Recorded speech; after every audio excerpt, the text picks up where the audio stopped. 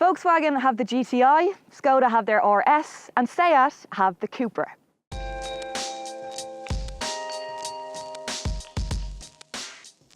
This is not just any Leon Cupra though, it's just about as much Cupra as you can get.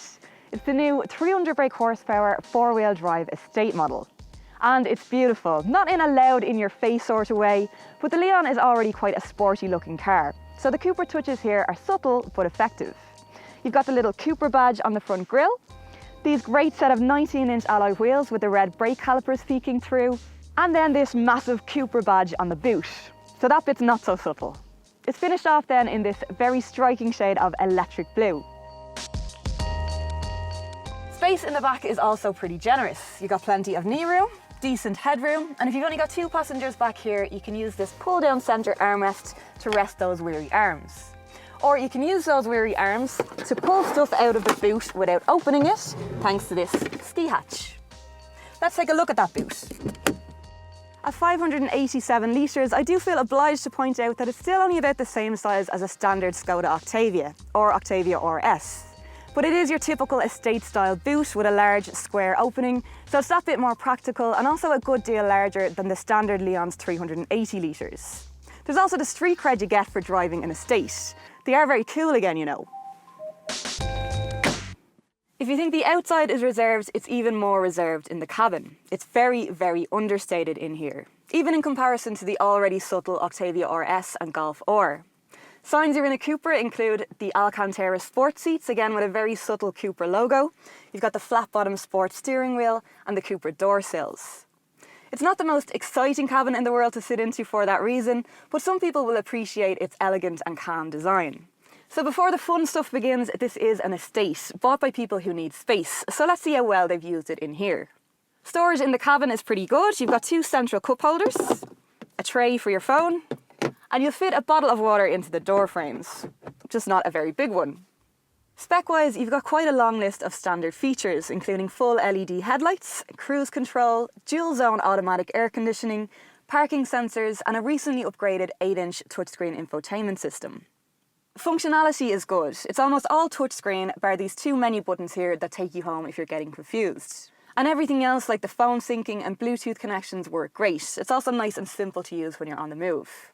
One area where it could do with a bit of improvement are the graphics on this infotainment system. Now they're not bad by any means, definitely better than what's in the Honda Civic Type R, but definitely not as good as what's in the Golf R or the latest RS.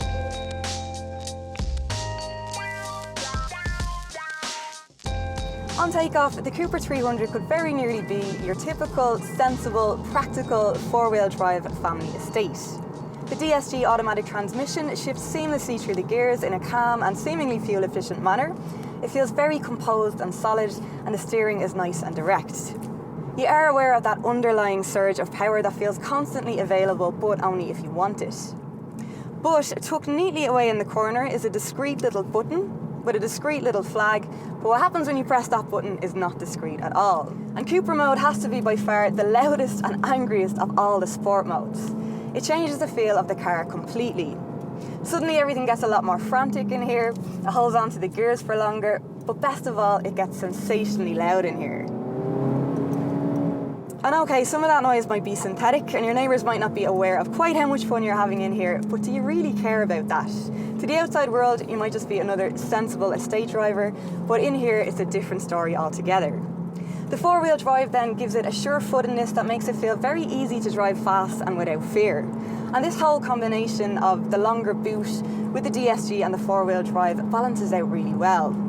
It's a totally different experience to your typical front-wheel drive hot hatch, in that it is a lot more controlled, but not necessarily less exciting, especially with that noise.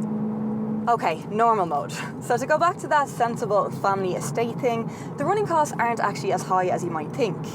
It costs €570 a year to tax, which okay might sound high by today's standards, but you go and try and find an old 2-litre petrol with half this performance and see how far you get.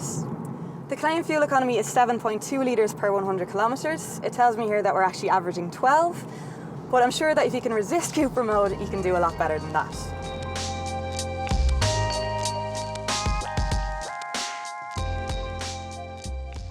In terms of a daily car, this Cupra can do pretty much anything. You've got the four-wheel drive to cope with bad weather and tricky terrain, the large boot to carry around the family or the stuff a family comes with, and a drive that will always put a smile on your face.